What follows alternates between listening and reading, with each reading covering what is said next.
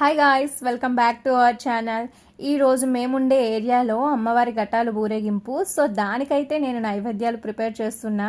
మీకు సీక్రెట్ చెప్పనా, నాకైతే నైవేద్యాలు ప్రిపేర్ చేయడం రాదు, బట్ ట్రై చేస్తున్నా.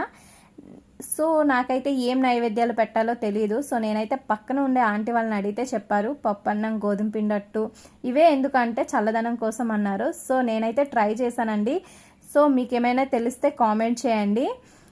సో నేనైతే ప్రిపరేషన్ స్టార్ట్ చేసేసా. అలానే నేను ఈరోజు ఫాస్టింగ్. ఈ అమ్మవారి ఘటాలు మొయ్యాలంటే ఫాస్టింగ్ ఉండాలంట. ఎవ్రీ ఇయర్ ఈ ట్రెడిషనల్ జరుగుతుంది. మార్నింగ్ నుంచి డివోషనల్ అట్మాస్ఫియర్, డప్పుల్ సౌండ్, అమ్మవారి songs, everything felt so peaceful and beautiful. అలానే నా చైల్డ్హుడ్ మెమరీస్ని కూడా గుర్తు తెచ్చుకున్నాను. లైఫ్లో ఎంత స్ట్రెస్ ఉన్నా ఇలాంటి స్మాల్ ట్రెడిషనల్స్ మన మైండ్కి పీస్ని ఇస్తాయి, ఒకలాంటి పాజిటివిటీని క్రియేట్ చేస్తాయి. సమ్ టైమ్స్ హ్యాపీనెస్ బిగ్ థింగ్స్లో కాదు, మన కల్చర్, మన ఫ్యామిలీ మూమెంట్స్లో, మన డివోషన్లో ఉంటుంది. హానెస్ట్లీ టుడే నేను చెఫ్ లాగా కాకపోయినా హ్యాపీగా, పీస్ఫుల్గా ఫీల్ అయ్యాను.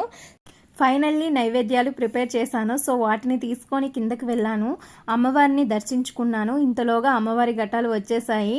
మనం తెచ్చిన నైవేద్యాలని ఘటాల్లో వేయాలి. నెక్స్ట్ 1 by 1 ఘటాలను మోస్తూ ఉంటారు, ఎందుకంటే మంచి జరుగుతుందన్న చిన్న నమ్మకం. సో ఇదండి ఈరోజు నా బ్లాగ్. మీకు నచ్చినట్లయితే లైక్ చేయండి, సబ్స్క్రైబ్ కూడా చేసుకోండి ఫ్రెండ్స్. ఫైనల్లీ ఉపవాసం కంప్లీట్ అయ్యింది. అమ్మవారి ఆశీస్సులు నాతో పాటు మీకు ఉండాలి. బాయ్.